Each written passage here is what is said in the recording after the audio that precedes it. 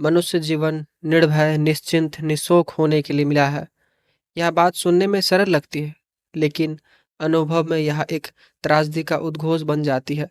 यदि वास्तव में हम अनंत ब्रह्मांड के अधिपति के अंश हैं, उस विराट चेतना का कण, उस असीम ऊर्जा का प्रतिबिंब, तो हम इतने संकुचित क्यों हैं?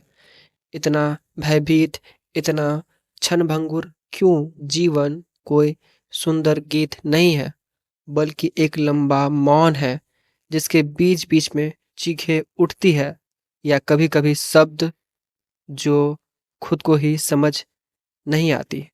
मनुष्य उस कोठरी में बंद कैदी की तरह है जिसे चाबी दे दी गई है, लेकिन वह समझ नहीं पाता कि ताला किस ओर है।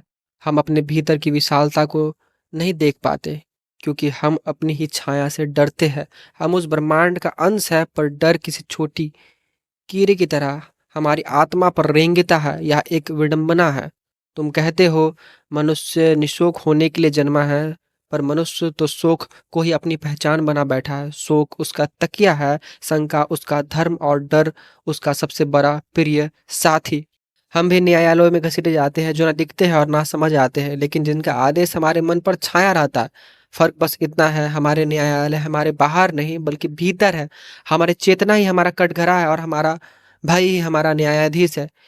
यदि हमें यह जीवन किसी दिव्यता के स्पर्श से मिला है, तो क्या हम उस दिव्यता का अपमान नहीं कर रहे? जब हम अपने ही अस्तित्व को बोझ समझते हैं, ये कैसा अस्तित्व? हम क्षणभंगुर नहीं, हमारी चेतना अनंत है। हम सीमित नहीं, हमारी कल्पना आकाश को चीर सकती है। लेकिन हम भयभीत है, और यह भय हमें उस कुर्सी से बांध देता है जिसका कोई जंजीर नहीं है। मनुष्य को चाहिए कि वह भ्रम से बाहर निकले, जिसमें वह स्वयं को एक छोटा असहाय प्राणी मान बैठा है जो अनंत से उत्पन्न हुआ है। वह सीमाओं से डरता क्यों है? जो मृत्यु को जानता है, वह जीवन से भागता क्यों है?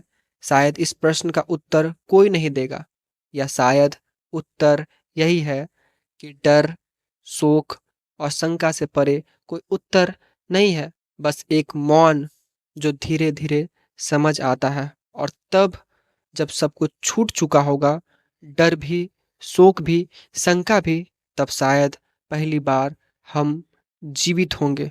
मनुष्य जीवन निर्भय होता है, तभी वह मनुष्य होता है।